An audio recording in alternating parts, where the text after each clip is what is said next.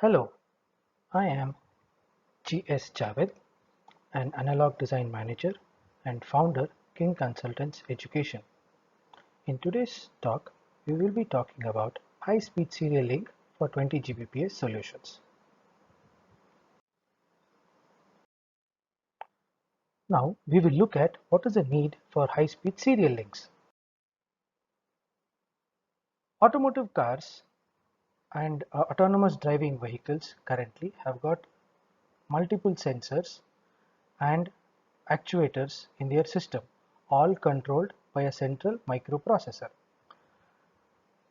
Long-range radar, LiDAR, camera, short and medium-range radars are some of the few sensors being used.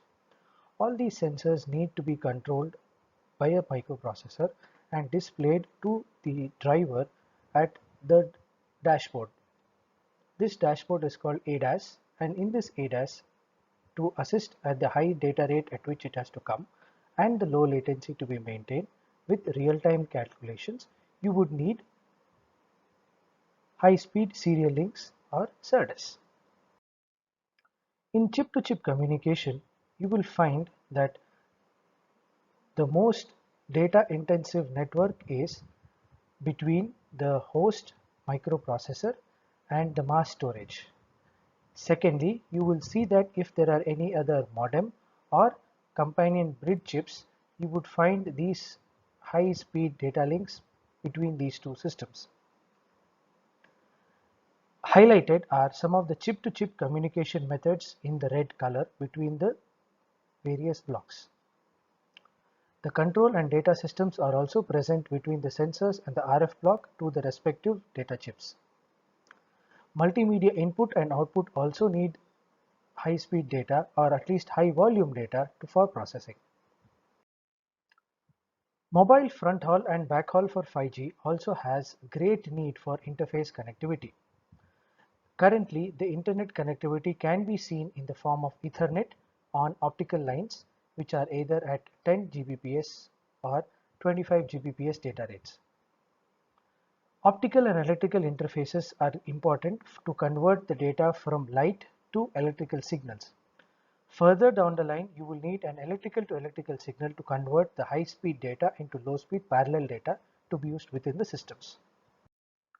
Cloud and broadband interface connectivity also run on optical connectivity, but the wireless connectivity for cloud via the Wi-Fi or through the IP connectivity needs data to be transferred using optical information, and then you would need an electrical to optical interface, and for that you would need a high-speed data rate to pump information at that speed to maintain efficiency in the data line and the power requirements. In essence, all applications need connectivity for data transport, and there is nothing wrong in this statement which says data is the currency of the future.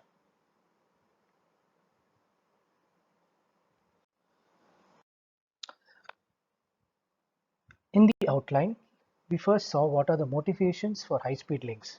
Next, we will talk about interconnects for chip-to-chip communication and their impact, a brief overview of the high-speed links.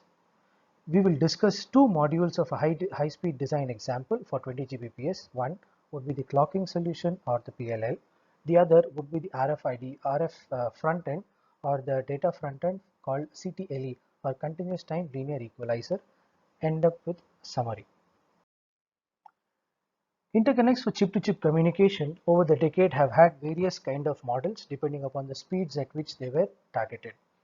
In the 1980s, lumped capacitance was there where the speeds of only about 10 Mbps. Typically, the transceiver used to have an inverter in and inverter out. Further, as the speed of requirement went up, in the 1990s, a transmission line based system was in place where there used to be a pi equivalent of an LCL network or a CLC termination link where you had a source synchronous clock. Later, when the speeds went on to greater than 1 Gbps in the 2000s, a different transmission model came wherein to point-to-point serial streams were required, And to compensate for the losses in the system, pre-emphasis based equalization schemes were utilized. Currently, where we are looking at greater than 10 Gbps speeds, the transmission line model has changed and the adaptive equalization, advanced low power clocks, and alternate channel materials have been introduced. We will now look about the current ones where we are looking at greater than 10 Gbps model systems. Now, why serial links? That is a main question that everybody asks when parallel is very common and easily available and it is very efficient. Traditional parallel communication is not suitable for chip-to-chip data transport in high-speed links. High design overhead due to crosstalk, data skew are some of the reasons. Moreover, serial links are more cost-effective. Parallel links need extra pins. So for each channel, you would need one TX and one RX. If you have multiple such parallel lines, you would need twice the number of channels multiplied by the number of pins that are available. So it gives a higher packaging cost. Speed versus cost trade-off with serial links are present. In this particular diagram, if you can see, here is the ASIC system which has got a parallel interface talking to the serializer and it has receiving information from the deserializer. This is operating at a lower speed. When you want to transmit this from another chip to another chip on a PCB or on a backplane, you would make use of a SERDES, which is a short form for a serializer, deserializer, and this link at a serial line you could transmit to the deserializer and then the serial data can get parallelized and used within the digital ASIC. So you would see the parallel interface on at a slower speed happening internally and the higher speed serial link being present between the chips externally.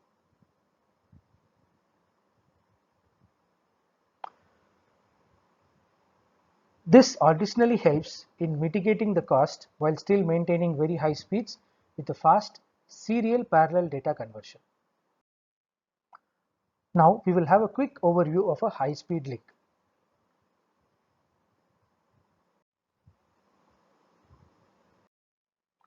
A high-speed link consists of four main components: a serializing transmitter driver, a communication channel, deserializing receiver samplers, a deserializer with the timing recovery. Mind you, you still have a timing generation called a PLL needed to generate the timing points. Now let us look at what are the link performance limitations that we see in high-speed links. Several factors limit the performance of high-speed links.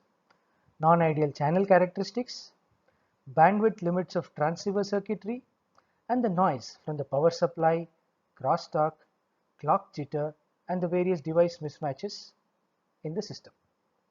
Eye diagrams are a qualitative measure of link performance. If you look at the random bit stream shown over here, you would see that the high indicates one symbol and the low indicates another symbol. And you would see there are no clear sharp transitions. They are more continuous smooth transitions. These give rise to an eye diagram where the opening in the eye is directly proportional to the quality of the link. Realistically, you would see that the eye looks different as shown here.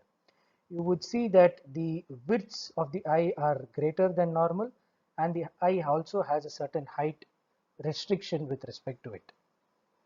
This is attributed to the various smooth slopes shown in the previous random bit stream. Bandwidth limitation in the channel is one of the dominant causes, and this in effect gives rise to an intersymbol interference or ISI. On the left hand side you would see the frequency domain plot where it shows a gain roll off happening at the frequency, and as the gain rolls off, the amount of energy that is going to be present in the signal also reduces. Equivalently, you would see the time domain response of the same pulse. For example, Let us consider sending a short pulse of 25 picosecond at the input on the input side of the channel.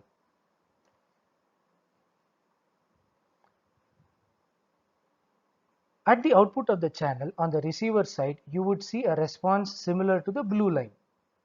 The blue line shows a peak having at the center of the pulse, but the rest of the pulse tail having a significant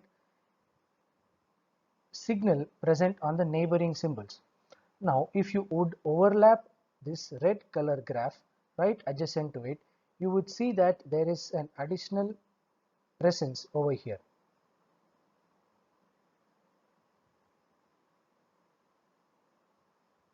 This is the signal energy being transferred to the adjacent symbol. This is called the inter-symbol interference. You do not want to have a symbol interference present in the signal because it would affect the next symbol, and this is called the tail end of the data symbol, which tails off, affecting neighboring symbols. If you could check here, there are additional symbols that this is affecting here. This would be the second symbol, this would be the third symbol, this would be the fourth symbol, this would be the fifth symbol, this would be the sixth symbol. If you can see, one single pulse is affecting the output of the oncoming 5 symbols at least. This particular case is called intersymbol interference.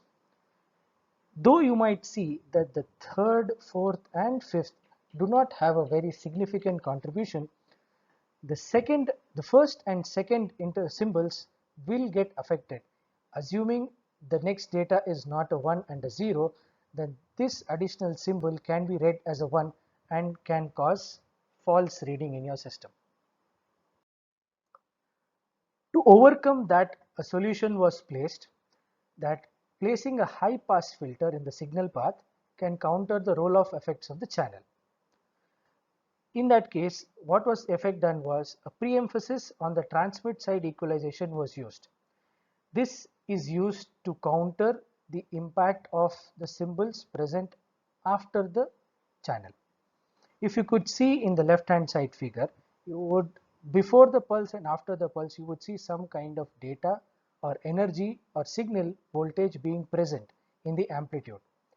If an inverse of that signal is sent beforehand, then the effective output signal would come without the dispersion or a spread in the time pulse. So the black color graph here shows with equalization, and the blue color graph shows the impact without equalization. The amount of difference between the blue lines and the black lines is the effect that the pre-equalization signals are causing on the system, and this benefits signal recovery in the later stages of the channel of the system. Sorry.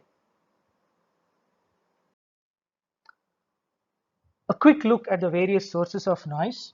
We will not be going in detail, but we will at least be mentioning where the types of noise that could be present in the system. Power supply noise. Power supply noise typically translates into the voltage and timing uncertainty as the clocking system. Crosstalk appears at the near end and far end, which occurs due to high frequency coupling. Clock jitter, the timing uncertainty in transmitted and sampled symbols. Probabilistic distribution of timing edges, which are both bounded and have unbounded components. Device mismatches and systemic offsets are present, and they can cause deterministic or systemic variation in the timing edges from multi-phase clock generators.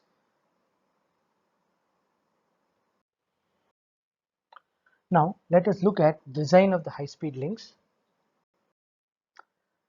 The high-speed links we will be talking about in this webinar are two blocks. One, the clocking or the phase lock loop, which is also used at the TX clock generation and RX clock recovery. And the receiver front end called the continuous time equalization or the CTLE.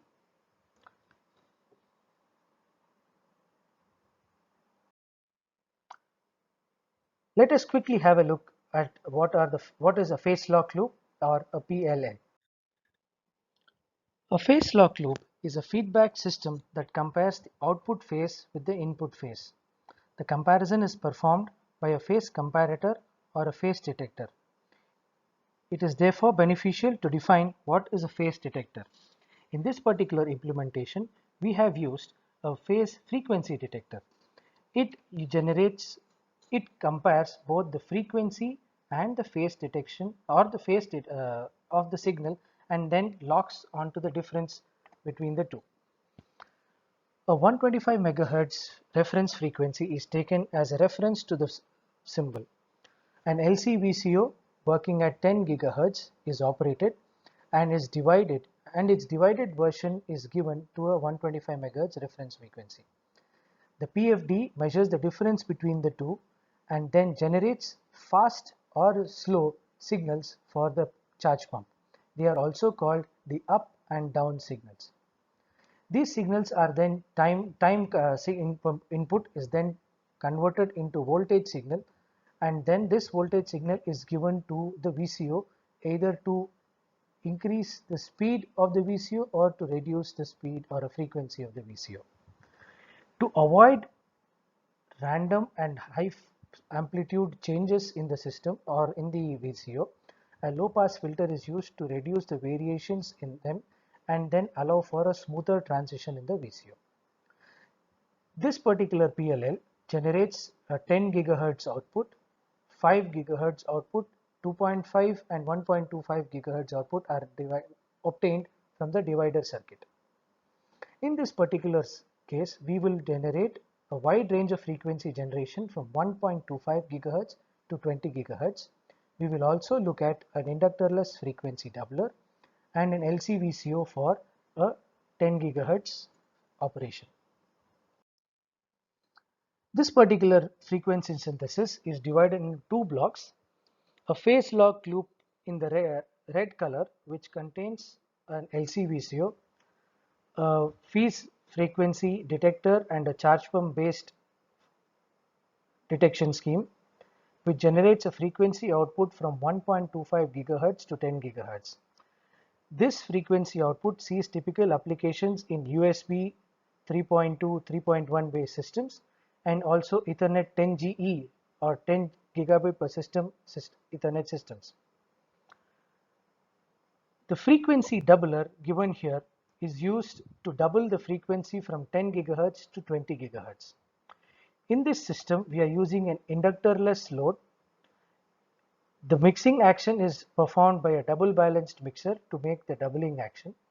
The typical applications of this additionally or independently would be in the transmitter ranges and in up conversion mixers. Both these works were presented in IMARC 2018 as an IEEE conference and the VLSI Design and Automation Test Conference in 2019. Let us spend some time on the design of the LC-VCO based phase lock loop. The phase lock loop is highlighted in this region in red. There is a reference frequency given to the input, which receives the parallel comparison output from the divider of the VCO. That information is sent to a phase frequency detector. The difference is obtained into the charge pump, and the charge pump then gives the control voltage to the voltage controlled oscillator. The PFD is designed using two D flip-flops and the corresponding delay elements are present to control the reset time and to identify what is the up and down signals present. The inputs to the D flip-flop, one of the D flip-flops are the reference frequency given to the clocking input and the divided input sent to the other D flip-flop. The outputs of the D flip-flop are then sent to the charge pump. The charge pump operates by pumping in the current, which is based on the amount of time the up signal or the down signal comes. The up signal allows current to be charged in this path, and the down signal allows the current to be discharged from this path. This effectively gives the total amount of charge present. In this charge pump, you can also see the low pass filter design. The low pass filter is a second order filter where you have made up of C, R and C filters. This R frequency present here provides a zero pole which allows the low frequency action to happen further. Another RC filter is added to remove the variations in the any variations if any in the control voltage output. This control voltage output is fed to the input control voltage of the capacitor. This particular capacitor is called the tuning capacitor of the LC tank. Here the L is fixed and the LC tank is tuned to operate at 10.2 gigahertz. This LC VCO is also operational from a wide range of frequencies. Close to 15% to 18% of tuning range is provided in the LC tank to compensate for temperature, pressure and voltage variations. This LC VCO is made up of two cross-coupled devices, one in the NMOS and one in the PMOS. These cross-coupled devices allow for large swing operation and they also work as latches which allow the signal to go to nearly the maximum frequencies. Cross-coupled latches also behave as active inductor blocks such that they can be placed at the load and the bottom to allow as small as VDSAT or the drain voltage available across the transistors, and these drain voltages appear at the output. So this might reduce the output swing. So to have a larger output swing,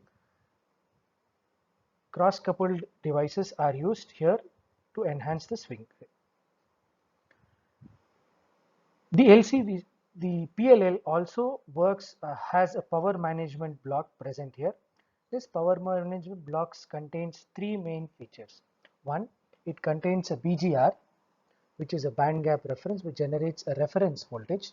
It contains a voltage regulation circuit specifically for the four blocks highlighted: the charge pump, the VCO, the doubler, and the buffer. Finally, you have a current distribution circuit which is used to bias all the other current blocks and current sources present. For example, the one shown in the ICP as a charge pump. When you run the simulation, the simulated output of the LC-VCO and the PLL gives rise to frequency power spectral density as shown in the figure. The first figure highlighted here is the LC-PLL operating at close to 10 gigahertz frequency. The skirt that is present here is due to the phase noise or the phase noise and the difference around the center frequency. This is due to the various noise parameters as discussed before. Once the PLL is generated with a better phase noise, we used an inductorless frequency doubler to double the frequency to operate at higher data rates. To operate at 20 Gbps, if you are using a full rate clock, you would need a 20 gigahertz signal, and if you are operating at a half rate clock, you would need a 10 gigahertz signal. This is called double data rate or double sampling, where data is transmitted at each rising and falling edge of a clock. In this particular frequency doubler, we have used a double balanced mixer with a Gilbert cell based system where current mixing utilizes the frequency doubling. Four phase input is given to the inputs of the mixer, and this mixer input is given at 10 gigahertz.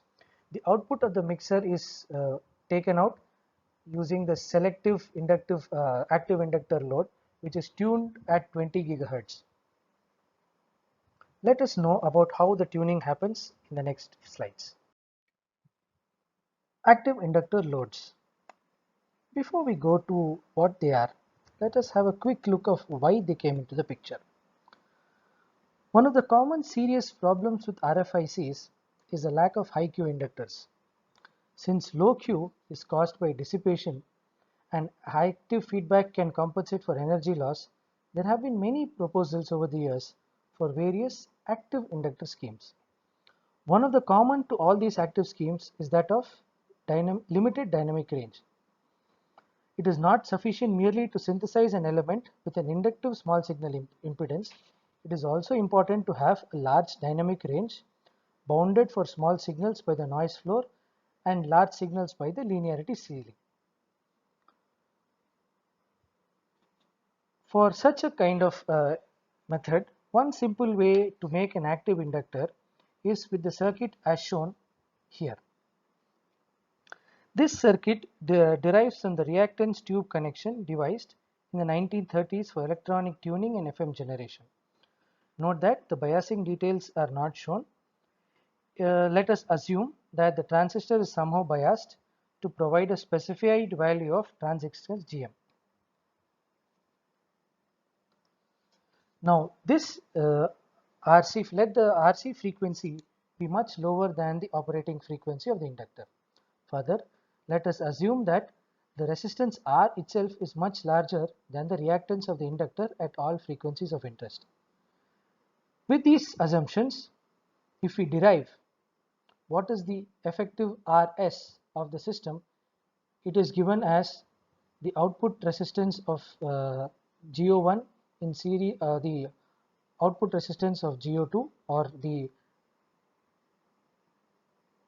transconductance over the transconductance G1 and G2, GM2.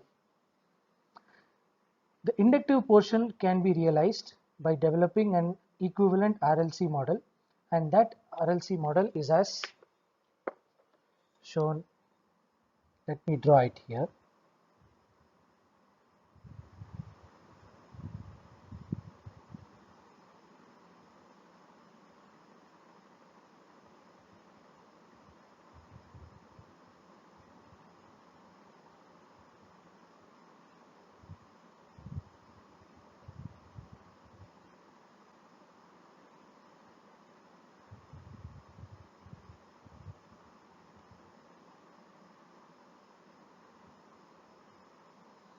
So let this be the parallel RLC model for which we are generating the system, or equivalent, finding out what is the impedance present provided here. Let the impedance be seen with respect to the system here. Let this be the Z, and this is the equivalent impedance that will be seen and modeled. So when you draw the small signal model of this system, or equivalently this system, you would find that the C parallel is equal to the CGS1 or this capacitance,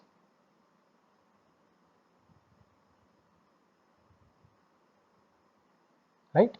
And the parallel resistance present is directly proportional to the GM of this device,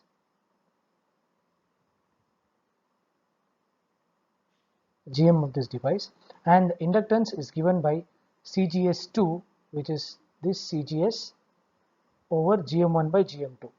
You can see in this case it would be CGS by 1 over GM plus this resistance R, right? So the quality factor of this particular system is Rp over omega L, which is omega T 2 times 2 omega T over omega. The self-resonance frequency omega naught is given by the square root of omega T1 into omega T2, where the quality factor omega naught is approximately given as the ratio of square root of omega T2 over omega T1. The method to find out the omega T2 and T1 is in your active inductor. If you need to generate pure frequency.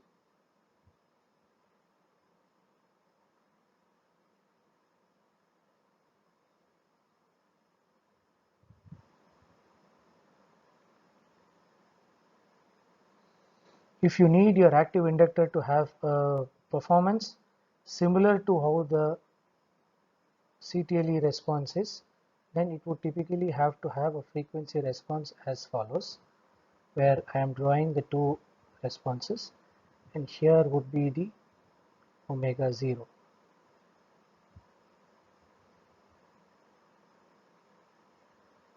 This would be omega T2,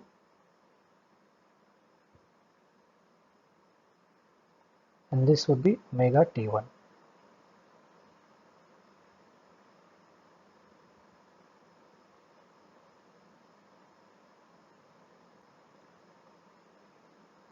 This range is the flat range of operation that we require the frequency doubler to operate in linear range. So if this range is almost maximally flat, then we could work, and this would be the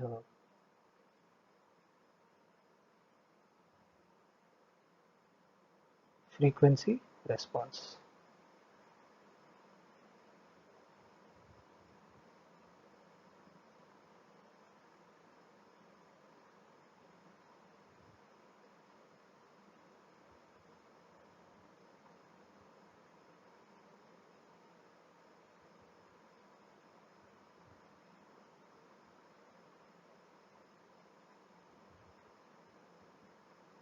Right? So what would be the method to design it?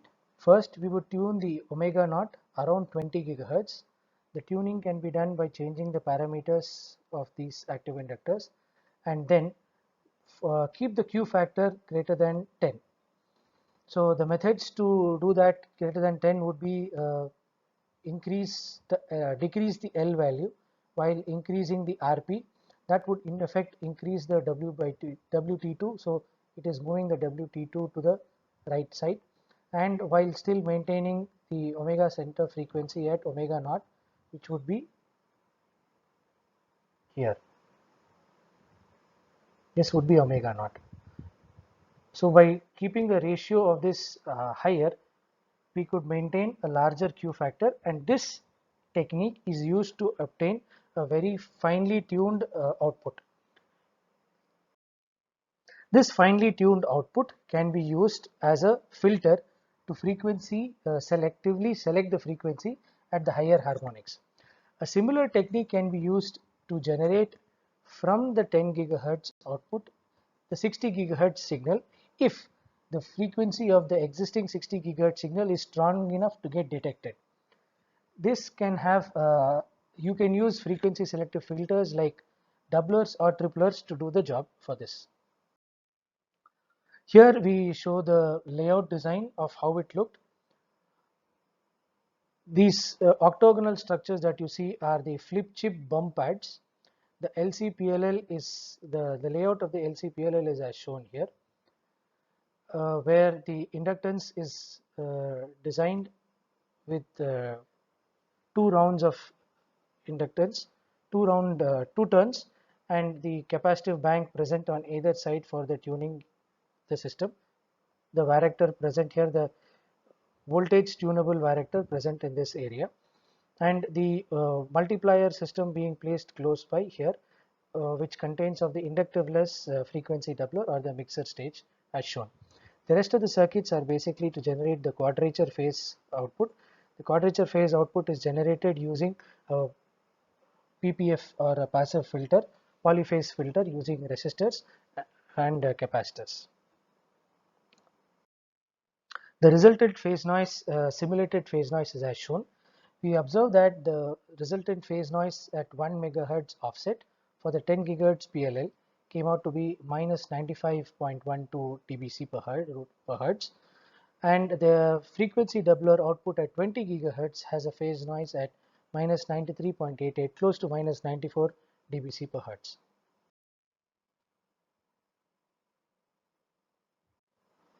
Next, we will look at continuous time linear equalizer.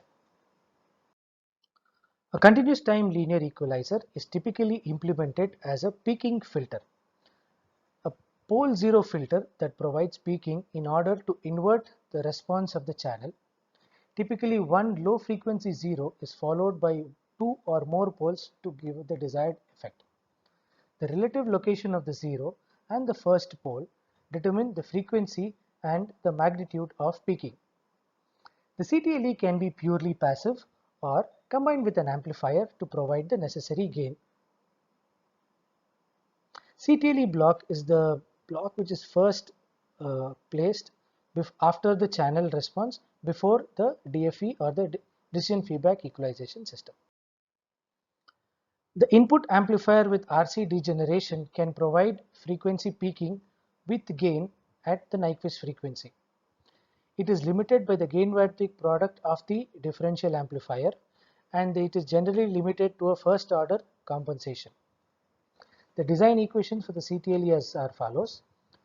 The GM by CL, which is the load capacitance effectively, or CD here, this ratio gives the DC gain of the system, and the transfer function S plus omega z by S plus omega P1 omega P2 give information regarding the two poles omega P1 and omega P2 as discussed here. If you observe, the RS and CS give rise to the zero in the frequency,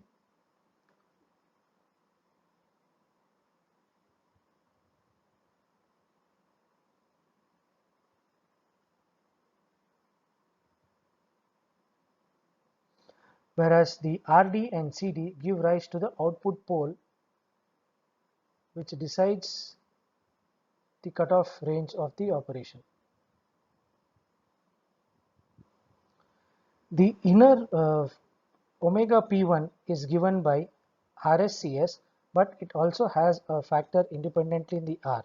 So these components RS and CS contribute to the zero and the pole present in this range and allow what is the amount of DC gain to the slope of the output that can be maintained. The DC gain tuning is done using the degeneration resistor and capacitor.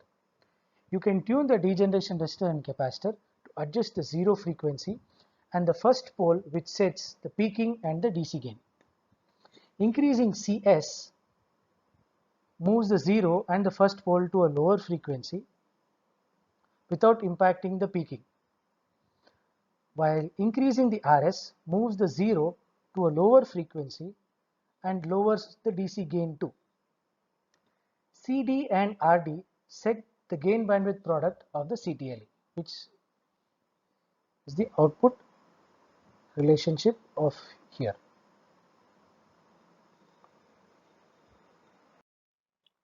To enhance the bandwidth of the CTLE, initially you use inductive peaking to get the bandwidth expansion. Since the inductors are larger in size and occupy more space in silicon, a CTLE with an active inductor is proposed. This active inductor has got a similar structure as shown in the previous slides. So the proposed modification for the CTLE is given as follows. For the 20 Gbps operation, you have the RS and CS combined here as a switch bank. The capacitor, the switching capacitance of the switch is taken in consideration as the additionally C of the transistor. The RD1, RD0 on both sides take care of the RD bank that is present. The degeneration capacitance is added along with additional stages to provide further gain on each sides. This kind of a CTLE modification was necessitated for a 20 Gbps because the amount of attenuation present in the signal was very large. Close to 30 dB of attenuation was observed, which we will share in the later slides, and the recovery for that kind of a loss had to be done. So it could not be done by a single stage of the amplifier. So multiple stages of cross-coupled amplifiers were used to provide different gain factors and reduce the channel attenuation and give the gain compensation to the output. So here it shows the layout of the device. So the active inductors are placed on the top in yellow.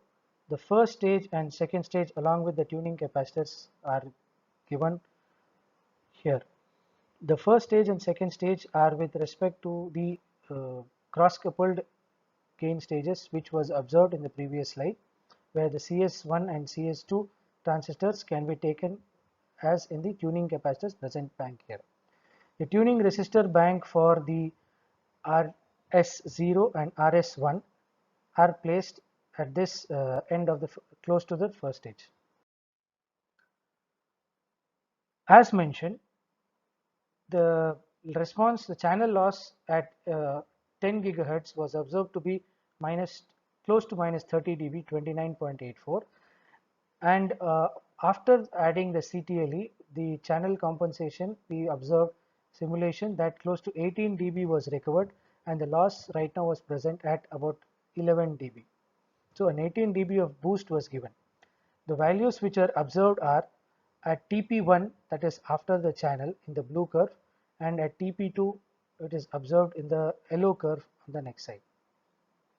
Each of this channel where the data was sent using a PRBS7 signal generation based sequence through the channel and at the RTS where there is a 50 ohm termination present before the CTLE. We observe that there is a DC gain tuning spread of up to 2.5 dB, and the peaking gain was between 3 dB to 7 dB for between the 10 and 20 gigahertz ranges. The tuning knobs used for these were the RS and CS. To tune the bandwidth, we found that the peaking gain was we were able to move it from 5.5 dB to 9.5 dB at 10 gigahertz, and the tuning knob for this would be the RD variation. So if you would like to build an adaptive CTLE, a closed loop feedback control acting with RS, CS and RD as inputs can work, and this can be a very nice research topic for the students who are listening to this work. To show the importance of the CTLE, we would like to highlight the critical signal recovery in the system. As the signal passes through, the high frequency signal will be the smallest portion in the block after the CTLE, before the CTLE, after the channel. This signal was multiplied by the 18 dB gain that is provided from the CTLE, and you can see this block getting its signal amplitude higher. So when we are able to recover a critical signal, this allows the amount of data that can be captured, and this also further reduces the bit error rate in the system. Bit error rate is a measure of what is the quality of the system with regards to the channel and what is the amount of signal recovery that can happen for the data. The eye diagram for the 20 Gbps is as shown. On the left hand side shows the input to the CTLE, where if you can observe, the amount of signal is very small. As shown in the previous slide, the critical signal recovery is probably located here with such a small eye opening or almost not invisible eye opening. In the current condition, the CTLE helps to provide a larger eye opening with which the signal can be clearly distinguished, and some amount of gain compensation can be provided, and some amount of intersymbol interference effects could also be reduced. The primary role of a CTLE is to provide gain and make the eye opening bigger to support the following blocks of a decision feedback equalizer and the samplers for the deserializer. In summary, the takeaway are high-speed serial links are essential circuits for data transport in chip-to-chip communication. Achieving higher data rates on a single link of copper challenges a channel. Active inductors are great silicon space-saving circuits. Serial links are cost-effective and save on packaging costs. High-speed serial links are great research topics and very much relevant to the industry currently. Thank you for your time. I kindly request you to give your feedback, and the link for the feedback is given as follows. For the people who are technology savvy, kindly use the QR code from your mobile phones or your mobile devices to directly reach the page. If there are any questions, you can please post them in the chat window or in the comment section below, and we will respond to them. References, major references would be the lecture notes of Professor G.Y. Wei from Harvard University, Professor Sam Palermo from Texas A&M, and the textbook by Professor Behzad Razavi called Design of Analog CMOS Integrated Circuits from the UCLA. For all the people who would like to get in touch with me, you can get in touch at the links given below, or the email is provided in the title slide, which you can refer again. Thank you for the wonderful time, and thank you for your time. Hope your learning continues and you keep good. In this time of COVID, stay home and stay safe. Thank you.